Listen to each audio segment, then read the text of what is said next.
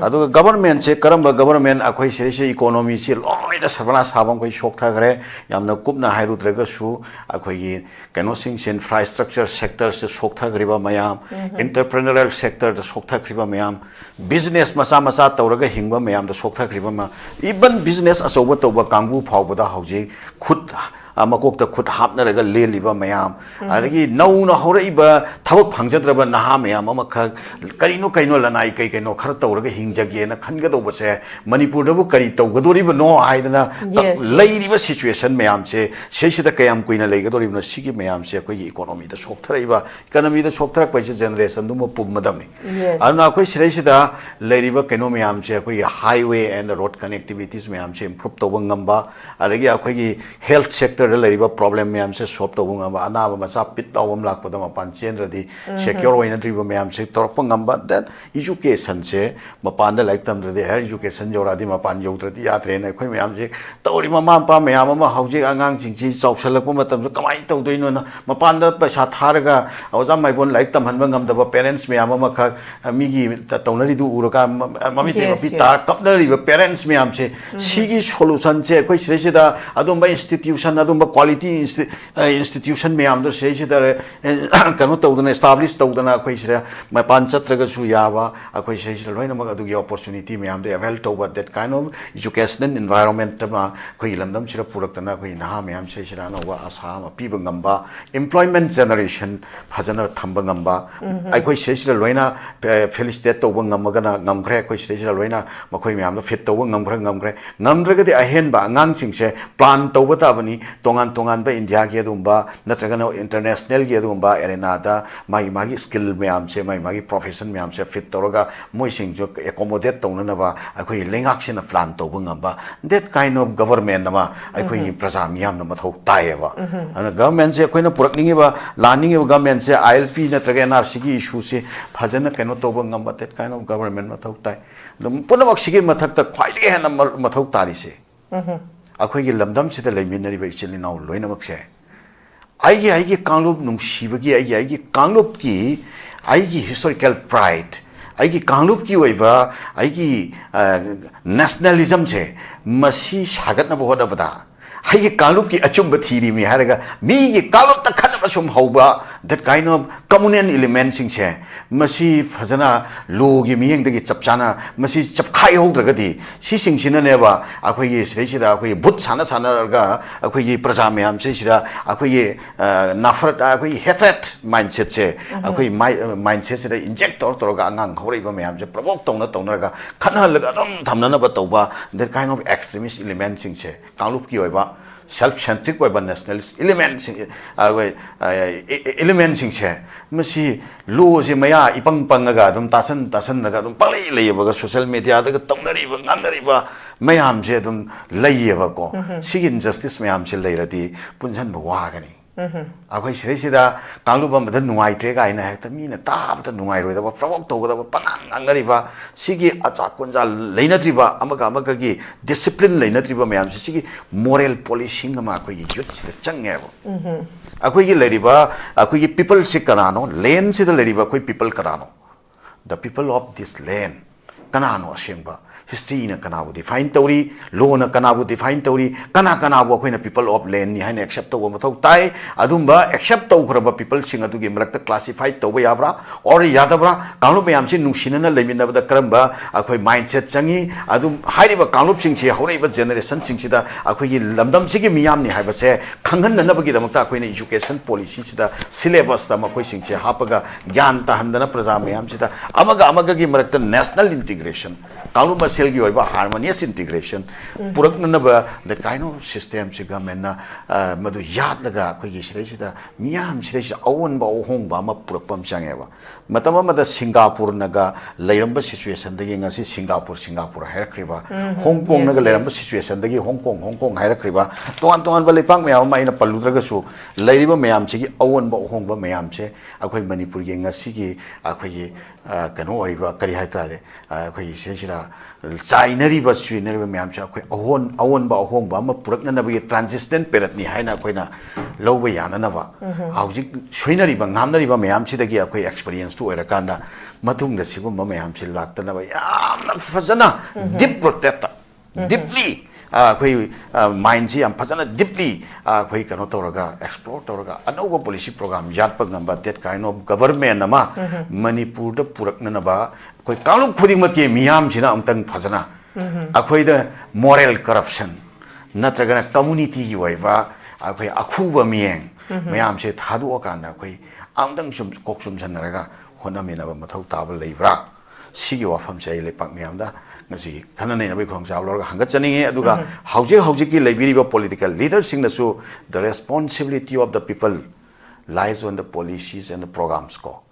magi responsibility of people dom madu iduna pallamoina khan thamakanda policy program puthok taba aduga khana nanabagi akhoi gi firep ta sum lepaga leiba adu leader ko bo yati leader haibasi kaino haikanda solution thigadabani yes solution puraknaba yengadabani ana solution gi option da laknanaba wakal khanbiramgani haina akhoi thajaba thamjage positively laksu lakpiyo akhoi welcome tawjage imphal da akhoi cookie selinaw singla lakpa matamda kanagomba maitai amatana akhoi sireisida kano tawgani haiba akhoi adugi wakhalon do madugi wakhalon do akhoi thajabiruranu madu leiraroi akhoi saunaba akhoi nuainadaba adugi potsing du sum matam sangna pairaga leiba yaba nate marak sesal leina khriba mayam do akhoi negotiating table da phajana puraknanaba tawsi koina Jalal da lakjage Jalal haujiksi Miyamna pamlisi president rule gi mahuta kogi popular government ama new ministry ma lakpa sine bo Jalal pami se du new ministry se la kanda akoi buffer zone se lokthokpa ngamgadra ngamoidra IDP sing mayum da hanjan ba ngamgadra ngamoidra adudagi amu akoi free movement lai ngamgadra ngamoidra aduga mangraba thajaba singsi amuk hana akoi masi trust si amuka rebuilding tau pangam gadra habesi ne boza Jalal Miyam na kanari se adubu haujik si koi gi February gi 13 se da chahi ama phaga dor ni la ka dori ba 2027 gi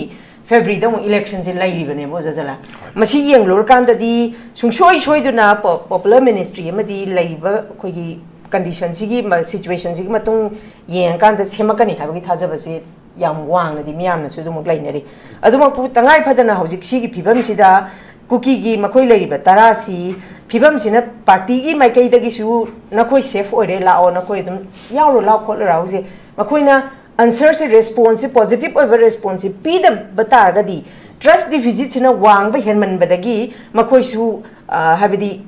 Miyam na yadraga akoi lenga ama sem bada yauro ga di akoi da kari tholaga da ge habaje khanta ba namara mor kanda makoi lenga ama sembada makoi yaudaba matamda Miyam na hainarina lenga ama new government ama semba matamda kanago makharan hai cookie makoi yaudras lebak semba ya hai kanago makharan no hai cookie yaudana lenga si new government ama semgi betaraga di makoi je thangai sengna makoi je tongan taraga makoi ya pam du thungle ga ba thungba ga samana re ga habo statement ju thamba yauri bo Jalal sing matang de Jalal gi moti kari ga main thamini hoi aujiki leiriba khoi ge manipur gi present political scenario se masia koina yengjaba miyengda akoi gi Miyam se masi akoi khaibung leiraga akoi gi Miyam sigi marak se sida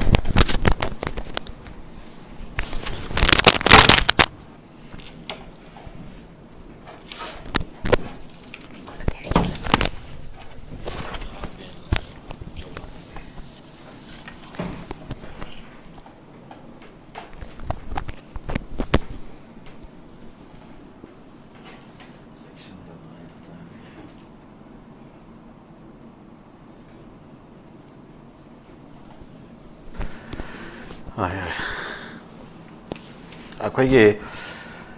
Miyam sida khaibung leirаканда leiriba akhoi gi Miyam se amuktang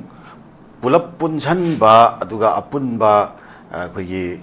Manipur ama khakki oiba adumba mahoksa leijaramba adumba saktamduda amana restore taunanaba that kind of political initiative ama kamaina purakpa yagadage habase masi leiriba political party singsi level da magi tongan ba political party singi political mile is launanaba natraga blame game gi natraga amada point fingering gi ngangna ba khona ba kedoba adugi mayam to akanda akhoi si kamai tauna akhoi gi oiba akhoi leiriba keno satliba mai mayam se masi taisanra kan inclusive oiba akhoi manipur gi apunba akhoi keno amakak akhoi state amagi akhoi nomenclature amasung nomenclature akhoi restore to yagadage habasi gi road map ama yamna phajana akhoi lengak sem na bagi process sidaisda akhoi yatpham thoi ana akhoi na lawi madu akhoi sungtau mak tawramoi natraga khannaramoi haibagi wafam tu makti akhoi haibada akhoi kitang madu henba oigadra haina khali akhoi gi mitna udaba tongan ba diplomatic oiba level da constructive oiba initiative kya angle kya da ki akhoi leramgani haina akhoi leisu leramgani haina akhoi expect tawi ado matang sesida akhoi gi center da leiriba akhoi gi lusingba singse masisina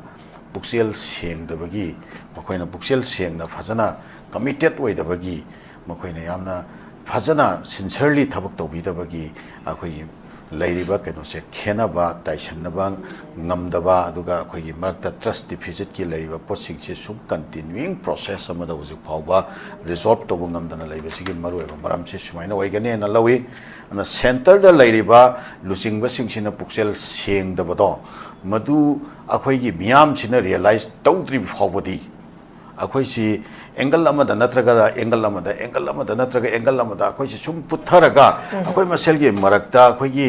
inclusive oiba political scenario ma purakpse sing ngamoi dori bra haibagi akhoi da pungning da langtak na ba akhoi bhap ta da ba ma akhoi gi thamoi da fauri bo se akhoi matam amada akhoi na sum hangkana yengjaba matam da akhoi matam amada akhoi gi statehood phangaba matungda ahan chief minister oikiba alimuddin gi matamda akhoi thabak khara tawramena akhoi gi tongan ba leader singna akhoi gi pabung joinaga yamna phajana maga loina hobagi wari thambiri tanako magi matamda mana yamna dynamic oiba yamna concrete oiba yam bon oiba step khara lauraga mana thabak khara tawba ngamba se kari gino haina akhoi masigi kano se akhoi yengu matamda masi center da leiriba lengak pairiba akhoi political party singchi makhada leiba political party amda yauraga semba lengak oikhidaba manipur se natragana center da leiba political party amagi lengak paiba da yaudraga su opposition waraga su adi makhada leiba oikhidaba state sigi oiba regional party amo oina lerakanda aikhoi gi oiba own policy se independent oina warep laujaba ngamba aduga aikhoi na laujariba warep se masi center da masi aikhoi gi warep ni masi na khoi yabiu haina haiba yadragana khong thingani haiba yadragana kaino by means tauraga aigi kano se goal si sanana ba thok tawgani haiba se center da leiriba political party singduna magi mathakta restrict tawba ngambagi kano leite ba position leite ma masani independently warep lauraga mai warep se convince tawna ba hotna ba ngambagi mangonda space to leiba aduna ngambane laweba hojik leiriba situation sidik kaino haiba matamda akoi any political party se state sida leiriba leader singchina independently warep lawba ngamdeba center da leiriba singchigi akoi kano ngairaga leigadoribneba ananga sai hojik kano na akoi gi sandana thambigriba akoi political party singna warep lawjagadabane habse masi yam summe ado warep lawjagadabane habse Paolienlal Haokip si BJP neba BJP da leiba BJP gi kano amana MLA amana BJP gi leadership na lawba warep BJP gi oiba khoi warep leitriba potama natragana lawriba warep amagi mayokta mana kaigumba wafam khara phongtok pa haibase BJP party gi oina masi magi disciplinary oiba mangonda problem leramane laweba ko ado haujiki Paolienlal Haokip khoi gi issue sida disi potse dum yahalliba BJP na kaim tawti moita center da leiriba BJP gi lusingba singsina la kanda akhoi imphal da amuk landing tawi Charasanpur da amuk chatlaga landing tawi moina haujiki leiriba potse akhoi gi kano tawba accept tawba sigi tongan ba dissident gi oiba kaino ma structure ma accept to bodona ma koina sum utpagi pot ama layeba ado sigi pot sinadi akhoi gi seisida independent oiba policy ma fazana yat laga akhoi gi inclusive oiba manipur khunai ma akhoi restore tawna na bohona basida akhoi angle lama da natraga angle lama da dum khurau thanga leiga duri bra haibagi akhoi da akhoi kano dumadi jingnaba dumadi fawi adu sumaina leiba makti yadabani na tangai fadana arrangement amadi akhoi lakatra madugi arrangement du lakna bagi process ta akhoi kano singi maikai dagi su kuki singi MLA singi maikai dagi su makoi su ano ba tongan makoi gi ba proposal aduga somom da leiriba singa sigi maikai dagi su tongan ba proposal center da leiriba singi su som dagi proposal meam du ta da ni suya ya da bani na matam khara chonthara su thindara su delaying tawra su kaino khara tawra su sumai no leiba ya da bani na election na su lakaduri bani na madu da su makoi gi ba tongan ba kaino ma lakada bani na kaino mati alternative oiba formula amadi soidana thorakadra haibagi khoi thajabati lei the Paolienlal gi hojiki ma gi wafam simakti akhoi mele Paolienlal gi wafam simakti yamna khoi negative oiba akhoi kano angle dagi akhoi yengba yatri haina adumaina ei thamjage maramdi miyamna yaragati Miyam na ya jagadi kamaine assembly Yowgani haibane ba ada maje Miyam da concern oirim ne ba ko mai Miyam du da ada mai Miyam du na mabu thagalak pani do Miyam na ya jagadi kamaine assembly Yowgani je sidi genuine ne ba ko adum haija ba yai mai Miyam du na ya jagadi kamaine Yowgani je sidi universal truth ne adum haibi yai ado Miyam se na yaragadi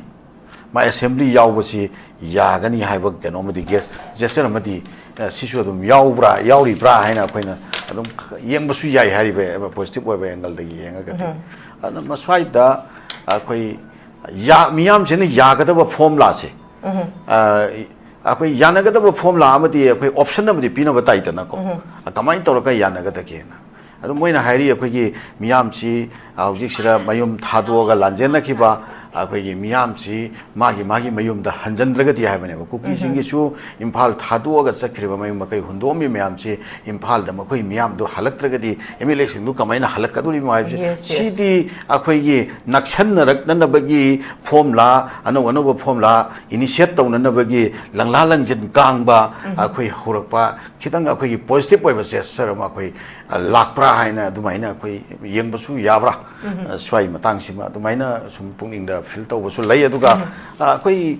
chingom da su akhoi gi Surasanpur amasung maruwaina akhoi gi cycle side somda leiba aduga akhoi gi more ta leiba akhoi gi maitai singi su sida akhoi yum thaduaga IDP singda leriba mayam si makhoi su magi mayum da amuk hankhina na bagi halaga magi mayum do settle tawraga amu han reconstruct tawba khangde ama khangde government ki oiba policy program ama semaga tawna ba khangde adu somna kanda su imphal da leriba akhoi gi kuki selina singi yum sing sem si khali tawraga leriba kholiba mayam se akhoi su akhoi yengbana nungai te as a human being akhoi loina lemin naramba chamin thakmin naramba hingmin naramba ngaktani na akhoi masi su nungai te devastate oiba life ma sum u basi nungai te hoi akhoi gi oiba national principle haiba tare state si gi oiba national principle ai han mi thamna da bi ragya mama tawna da bi khona da adu gi poching du dia akhoi state gi oiba national principle loina akhoi loina ma gi oiba policy program mo ina thamakanda as a human being akhoi hingmin na bagi civilization oiba akhoi gi hingmin na bagi oiba humanity gi oiba poching do madai da akhoi selina oiba gi mari da fasan hanjan daraga akhoi thokhibana thokhre haukhibana haukhre akhoi loinamak war khudingmak se negotiating table da loina solution purakhiba ngaktane ba ko anam adu kaikomba yamna akhoi nuaina taba penna taba situation kitang leigre haidana solution gi option amata leina taba mawongda sum leiba haibase masi afaba khongthang natte masi akhoi da isana isagi future generation se akhoi na genocide tawbaga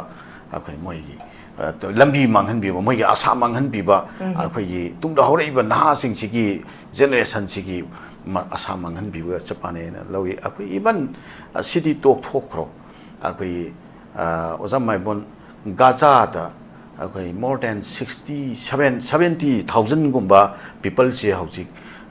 loirabane genocide tawdana Yes. pura loirabane angang kya no se siriba nupi kya no se siriba si phawbada solution gi option thinadana kari kari tawba yabage gaina lan thengnari magi freedom fighters hamas ka do the tholaga humanity show tawre iduti Yes. aduk yamna magi people 70,000 hat laba aduga mayum makai gaza si ka ufun na tangai rabani loina building loina mak tum rabani pung toy rabani adu phawbagi thak tu yongna sokra moi gi leader me amama assassinate tawduna hat rabani adu phawbada moina faraga thamkiba mising do amata execute toramdene amata hatu omde puthoraga red cross ta toraga phasa international kano community gi mamang da puthoraga moi truth sama to sign tawna kanda putholaga unara isidi sumai toraga khoi aujik manipur da thokriba kuki amasung akhoi maitai chilina ani maki marakta thokriba thodok se masi yam labak thiba mani matungda amuhanna masigumba thodok singche halaktan na bagi damakta akhoi loina makna akhoi concern hoiga dawani kuki tanatana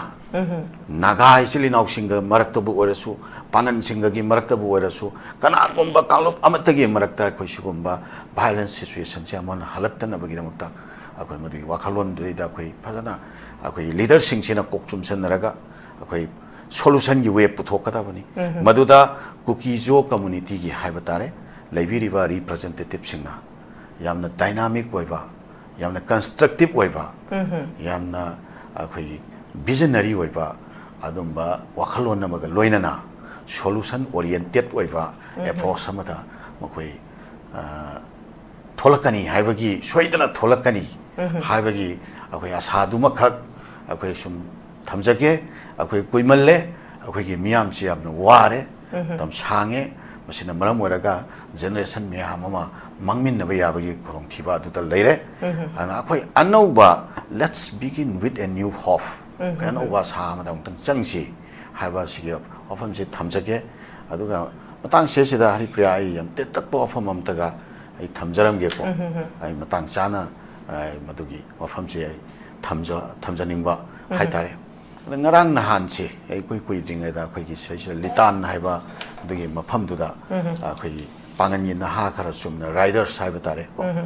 riders khoi gi khara ingau jaba sei kun gi makha angang jing se khoi gi bike thoraga adum koilang langaga adum chatpagi moida yamna kaino oiba khoi gi moi generation se alpha generation hai khatra ragi moi gi sei da sumba angang adum horeidana ado angang sing do sumna ukhulda kep ma yengba sacharwaga halakpada litan nang hatang pallaga leiba hai tare ko ada angang oibagi khara adum disorderly behavior khara laiyena moi club amana phongdok pirei madu akhoi accept tawi disorderly behavior do leiramba yaye na khali khara leiramba yaye adu disorderly behavior khara leire hai taragati mai lekai kungang du da angang ta tumba ma tore haragadi angang sing do phajan biraga na khoi kari gino sumai tobo khotpa haina phajane advice toraga thadok pirak pusu yai natre haraga makhud neba ko natre haraga parents kauraga noi na sana su sing che sumba yengwa phajada behavior khat tawi matung da tawhan bi gano haraga thadok pirak pe natraga madu tawning raga su responsive oiba CSOs koi pangangi leiri tana ko ado kauraga pau phau biraga CSO level da phamin raga ngang sing da senabirak pusu yai amata tawning raga na police da senabira su yai are hekta angang sing do makhong makhut tek pangkoi thudiek pi dana ye thek pi dana yamna wild loiba adum ba behavior amada hekta akhoi tawbire eba ko adu gi nungai tabado as a community panganda khoi thamoi naramoi haina khanbadi lan gane ba ko thamoi nari bani ado pangan su yamna shonna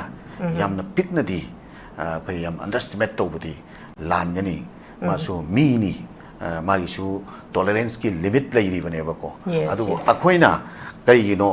adumba poching du da khoina exaggerate tawning taba akhoina madaida pendre haina khoina yamna kanna taw matamda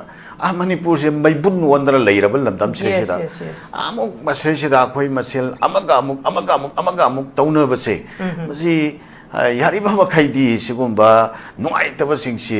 अखोई नुआइते हाइबा वफम खरा थंबा नतना अखोई exact तौगदबा pot सिंगदगिदि अखोई खितंग यारिमखै अखोई self restaurant अखोई खितंग पुंगनिंग फादबा थौ ताबा लेब्रा हाइना खलगा as a responsive citizen of this state अखोई पुंगनिंग फादरगा सि पोट सिंगजे तौगनी नत्रगदि अखोई चपचाना डेमोक्रेटिकली अदुम्बा दोस अदुगी दैदे इन्वॉल्व तौरिबा मियोय सिंगदो रेस्पॉन्सिबल पर्सन सिंगदो मदु लॉगी अदुम्बा मियंगदा मखोइदो चपचाना एक्शन लौगदबनेना अखोइसु डेडलाइन गा पीरगा अखोइ चपचाबा मूवमेंट अमा अखोइ स्पेयर हेड तौबा ngambagi अखोइसु कनो लेजबनी पुनमक तो अखोइ तौदना खांगिबनी सि करिगिनो हाइकाना सैक्रिफाइस तौरिबनी नुंगाइतबा पेनदबा मयामम खक अखोइ थमोइदा जोसलगा इचिलिना ओइबगी नुंसीबदो मांगदा दुम थमगा सैक्रिफाइस तौरिबनी को मसिसु अखोइ इचिलिना फुरुप लेमिनरिबा मणिपुरदा लेमिनरिबा फुरुप खुदिमकना अखोइ अंडरस्टैंड तौबिबा पामी अदो सुमाइना कांगलु खुदिमकनसु असुए अंगाम खरखर लेइनरकपा मतमदा सुएंगाम लेरेने हेक्ता येकनबा यम तमथीबा हेक्ता केनोमदा यम वाइल्ड ओइबा हेक्ता येकनबदा चटकदबा अदुगुम्बगी साजत दिसते हेक्ता तौनबसे मसी काइनली तौनरोइसी खरखर रेस्टोरेंट तौनसी लेमिनबनीने हेंदो एंजिन खरखर याउनरकनी मदुगुम्बा मयामदुदा फजना पुनिंग ताना फमिनरगा सोल्यूशन थिनबसिना सिविलाइजेशन की मैनर मदुना ओइगदोबा माली हाइना सुमाइना कोई फिल तौई सिगी वाफम से फोंदोक सके अदुगा मणिपुर की हौजिक लरिबसिदा अखोई हेक्ता सोल्यूशन की लंबी अमा फौ लेनदबिदा हारू पाइरगा हेक्ता यानरगा पुरा हेक्ता मांगहलगा थमनबी हाइबा पोतुदा सुम चटप तारगति तोंजगदबसे अखोई मणिपुरी अमा फौ नते कुकी नते मैतै नते नागा नते पांगन नते अदा हौजिक लरिबा क्राइसिस मैतै अमसुम कुकी अनि की मरकता डायरेक्ट वायलेंस लई हारगसु मसिने इफेक्ट तौरिबसी कांगलुखुदिमक्ता इफेक्ट तौरिबनी so Manipuri as a being as a Manipuri खै हिंमिनदबा यारोय पुवारी की तांकक मयाम अमदगी मणिपुरी ओइना हिंमिनरखिबनिना इंडिया दा खै इंडिया का मर्ज तौखिबा मतमदसु ngasai santan su tangbikhre two different sovereign states merged together with their entirety with their historical entirety my historical entirety to galoina na merged to nakhibagi my historical record leibanina madugi pot sing to dagi mai lei thoge india government na su lakoi haibasi lakpang ngamoi haibasi khoi handa phongdoi bo afam kari kra myam si dagi kitang di ure adu nakala morom da india gi oina su masida yaru matam da moi su problem ha top problem myam pandora box myam kairak kadawa satisgarh da kairak kadawa maharashtra da vidarbha gi issue leibni kairak kadawa adagi rajasthan da kairak kadawa up da kairak kadawa west bengal da kairak kadawa west bengal issue si darjeeling gi khoi kanu gi gorkha gi issue leirebani nakala morom da assam da kya no tongan tongan da region myam ma mai autonomous district council lei myam da kairak kadawa si myam se leibani na manipur gi sabana ba kano da meghalaya su khoi garo gi khasi gi tongan tongan hairati सुमाइना lab issue ma'am से जात कांगलुप यूमफम ओइनरकान separate administration नत्र union territory सेमनरक Targe India की लेब political structure से lion सर्वनाश हरकदबनिना मदि पोतु खितंग हंदोकनरकान अखोई हजिक सिरे पुन्ने हिंगमिनबदा खुदोंग चाद्रिबसे नुंगाइत्रिबसे kai kai dono leiriche not only from a particular community's angle ko loinama ki angle loinama ki mieng dagi sai da kai kai da hoba leibno haisi yamna phajana liberal oida yamna phajana one sided oida mongda akoi evaluation loin tomina ba yai aduga being as a manipuri akoi idea of manipuri concept ma da akoi myam se welfare state ma koi kalu khuding ma ki magi leijari ba culture identity अदुगा national मागी identity योइबा माई customary pride करी करा मैम से सिदा प्यार साइकोसिस याउदना यामना फजना सेंस ऑफ ओनरशिप का लोइना ना खोइलम दम सिदा पुन्ना हिंगमिनबगी अदुबा सोशल एंड पॉलिटिकल माइंडसेट अमदा खोइ मैम से अन पुनसलक पयाननबा पॉलिटिकल लीडर सिंगसिना यामना constructively act तौगदबा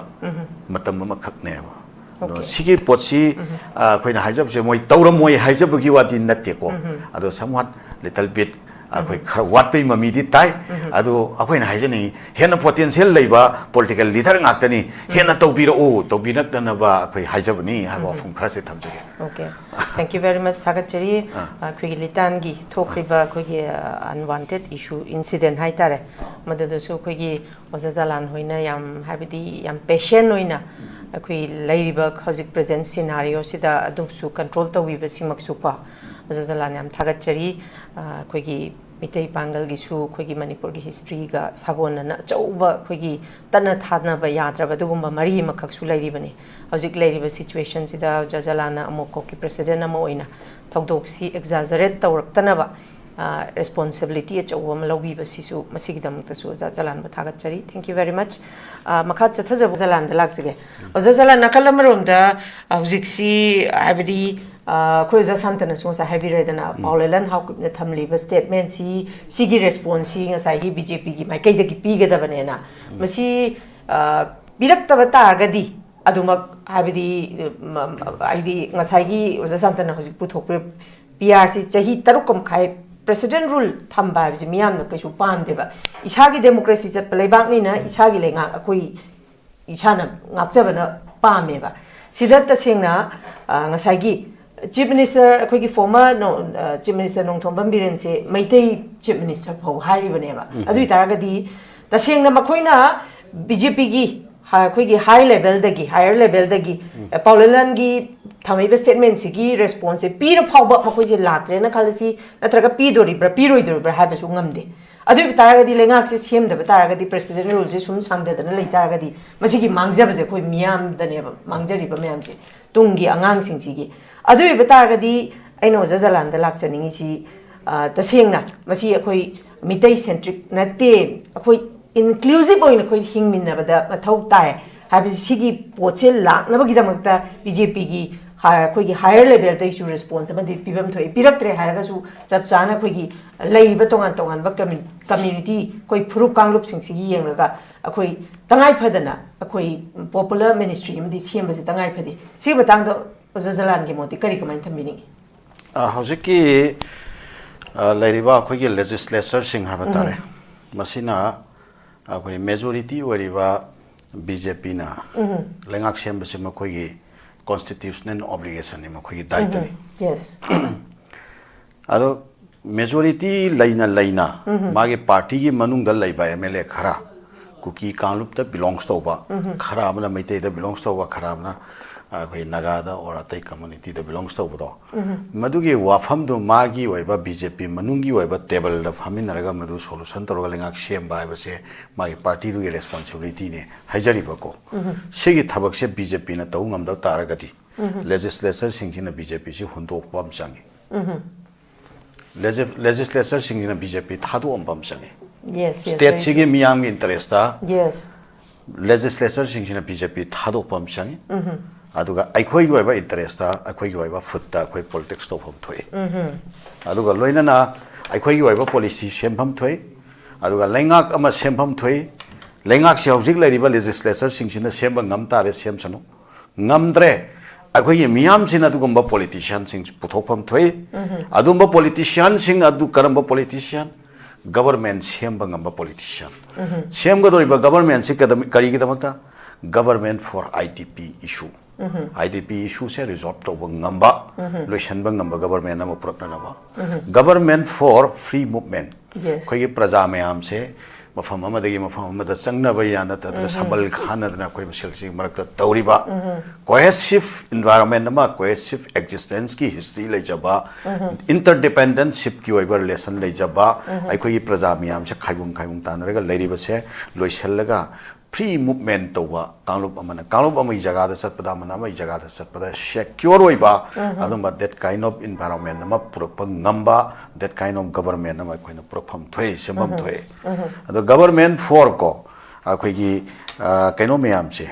akhoi gi akhoi da state ki oiba issue kano da interest ta swokadaba illegal migrant gi boiro natragana akhoi gi poppy cultivation gi waro natragana akhoi gi forest deforestation gi boiro natragana ILP gi waro NRC gi waro atai lairiba akhoi gi mathau ta ba state sida mathau ta ba law mayam se masi yamna fazana kanglup furup khaidana kanglup ama phawda bias oidana yamna fear oiba aduga yamna kaino oiba ꯑꯩꯈꯣꯏ inclusive ꯑꯣꯏꯕ ꯂꯣꯏꯅꯃꯛꯇ ꯀꯥꯏꯔꯣꯏꯗꯕ ꯂꯣꯏꯅꯃꯛꯅ acceptable ꯑꯣꯏꯒꯗꯕ that kind of political formula ꯑꯃ ꯄꯨꯊꯣꯛꯑꯒ policy program ꯄꯨꯊꯣꯛꯑꯒ ꯃꯗꯨꯗꯩꯗ law ꯁꯦꯝꯃꯒ lawꯁꯤꯡꯗꯨ strictly enforce ꯇꯧꯔꯀꯥꯟꯗ ꯂꯝꯗꯝꯁꯤꯗ ꯂꯩꯔꯤꯕ ꯀꯥꯡꯂꯨꯞ ꯐꯨꯔꯨꯞ ꯃꯌꯥꯝꯁꯦ ꯐꯨꯔꯨꯞ ꯃꯁꯦꯜꯒꯤ ꯃꯔꯛꯇ ꯑꯃꯅ ꯑꯃꯗ blame ꯇꯧꯅꯗꯅ ꯑꯃꯅ ꯑꯃꯗ trust deficit ꯂꯩꯅꯗꯅ ꯑꯃꯅ ꯑꯃꯗ point finger ꯇꯧꯅꯗꯅ ꯇꯧꯅꯔꯤꯕꯁꯤꯒꯤ environment ꯁꯤ ꯂꯣꯏꯁꯜꯂꯒ lawꯅ ꯃꯥꯒꯤ ꯇꯧꯐꯝ ꯊꯣꯛꯄ ꯃꯊꯧ ꯂꯣꯏꯅ ꯃꯍꯨꯠ ꯁꯤꯟꯈꯤꯕ ꯉꯝꯕ law will take its own course of action do madudayda onthokpa ngamba that kind of governance ama akhoi manipurgi miyamna mathau tai akhoi na lakhanningi ba government se adugi damakta government to lakhanning bagi wane government for new laws the government for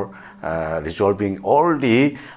outstanding issues. Ado government se karamba government akhoi se economy se loi da sabana sabam koi shok tha gare yamna kupna hairu draga su akhoi gi kano sing infrastructure sector se shok tha griba mayam entrepreneurial sector da shok tha griba mayam business masa masa tawraga hingba mayam da shok tha griba ma even business asoba toba kangbu phawba da hauji khut AMMOCOC khut hapnaraga leliba mayam adagi nauna horaiba thabak phangjadraba naha mayam ama kha karino kaino lanai kai kaino khar tawraga hingjage na khanga do base manipur dabu kari tawgadoriba no aidana leiriba situation mayam se sesida kayam kuina leigadoriba no sigi mayam se koi economy da sokthraiba economy da soktrak paise generation dum pummadamni ana koi sida leiriba kaino mayam se koi highway and road connectivities mayam se improve tawangamba adagi akoi health sector lariba problem mayam se solve tawunga ba anaba macha pit lawam lakpada mapan chenradi secure oina driba mayam se torpa ngamba that education se mapan da like tamradi higher education joradi mapan yautradi yatre na khoi mayam se tawri mama pa mayam ma hauji angang jingji chausalakpa matam se kamai tawdoino na mapan da paisa tharaga awza maibon like tamhanba ngamda parents mayam ma kha migi tawnari du uraka mamite mapi ta kapnari parents mayam se sigi solution se khoi sida adumba institution adum quality institution mayam do sei da kanu tawdana establish tawdana khoi sira ma panchatraga su yaba akhoi sei loina ma adu opportunity mayam de avail tawba that kind of educational environment ma khoi lamdam sira puraktana khoi naha mayam sei sira no wa asa ma piba ngamba employment generation phajana thamba ngamba akhoi sei sira loina felicitate tawba ngamaga na ngamkhre khoi sei sira loina makhoi mayam do fit tawba ngamkhre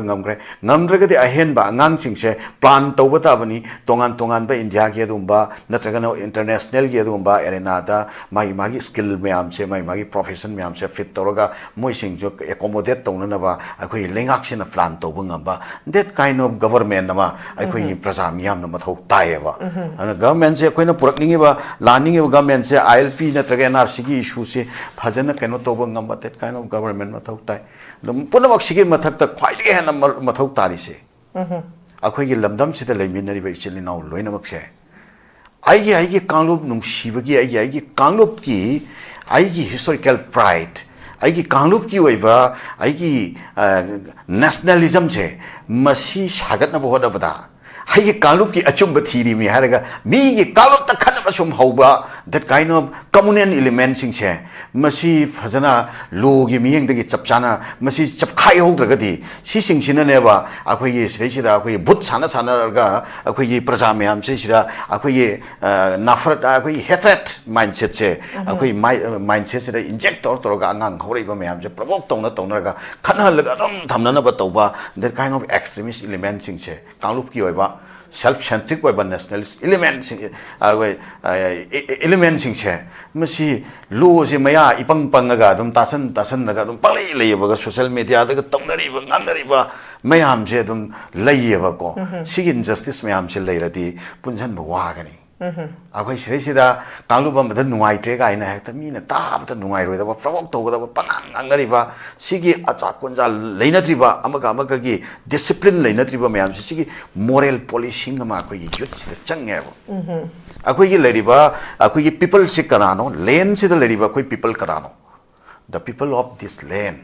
kanano asengba history na kana bu define tawri law na kana bu define tawri kana bu akhoi na people of land ni haina accept taw mathau tai adumba accept taw khraba people sing adu gi marak ta classify taw yabra or yadabra kanlu mayam sin nungsina na lemin da karamba akhoi mindset changi adum hairiba kanlup sing chi haureiba generation sing chi da akhoi gi lamdam chi gi miyam ni haiba se khanghan na bagi da makta akhoi na education policy chi da syllabus da makoi sing chi hapaga gyan ta handana praja mayam chi da amaga gi marak ta national integration kanlu masel gi oiba harmonious integration purak na ba the kind of system chi government na madu yat laga akhoi gi sire chi da miyam sire chi awon ba ohong ba ma purak pam change ba matama mada singapore naga lairamba situation da yenga si singapore harakriba hong kong naga lairamba situation da gi hong kong harakriba ton ba lepang mayam ma ina paludraga su lairiba mayam chi gi awon ba ohong ba mayam che akhoi manipur gi ngasi gi akhoi gi kano ariba kari haita de akhoi se sira chainari ba suinari ba mayam cha akhoi awon ba ohong ba ma purakna na bi transition period ni haina akhoi na loba yana na ba haujik suinari ba ngamnari ba mayam chi da gi akhoi experience tu era kanda matung da sigum ba mayam chi lakta na ba yamna fazana deep protect deeply akhoi mind ji am fazana deeply akhoi kano toraga explore toraga anova policy program yat pa ngamba that kind of government ama manipur da purakna na ba akhoi kaluk khuding ma ke miyam china amtang fazana akhoi da moral corruption natragana community gi waiba akhoi akhuba miyeng mayam che thadu akanda akhoi amdang sum koksum janaraga honamina ba mathau tabal leibra sigi wafam chai le pak miyam da ngasi khana nei na bai khong chaw lor hanga chani aduga haujik ki leibiri ba political leaders sing na su the responsibility of the people lies on the policies and the programs ko magi responsibility of people dom madu iduna pallamo ina khan thamakanda policy program puthok ta ba aduga khana nan ba gi khoi gi firep ta sum lepaga leiba adu leader ko ba yati leader haibasi kaino haikanda solution thiga ta bani yes solution purakna ba yenga da bani ana solution gi option da lakna na ba wakal khanbiram gani haina khoi thajaba thamjage positively laksu lakpiyo akhoi welcome tawjage imphan da khoi kuki selina using la lakpa matam da kana gomba maitai amatana akhoi sireisida kanu tawgani haiba akhoi adugi wakhalon do madugi wakhalon do akhoi thajabiruranu madu leiraroi akhoi saunaba akhoi nuaina da ba adugi potsing du sum matam sangna pairaga leiba yabana te mara khese leina khriba mayam do akhoi negotiating table da phajana purakna na ba tausi as a cementing community as a peace loving community we are also here akhoi su loba yaba thodang khoi pangan being as a pangan community ko khoi su lojaraga tawya bang khoi tawjake khoi lamdam cha amtang di ingna sikna phasana nungsi chana na hingbagi value leiba progressive way by state among tang madugi purakna na badugi dream da khoi myam se mai on san mina si haiba ofab se aroi bhaina thamjake tagat cheriyo zazalan yamna positive oiba yamna amata oina punjin ba yabaki akhoi statement thambiram bagi damak tasu jajalan bu hanna thagat ba phongdok cheri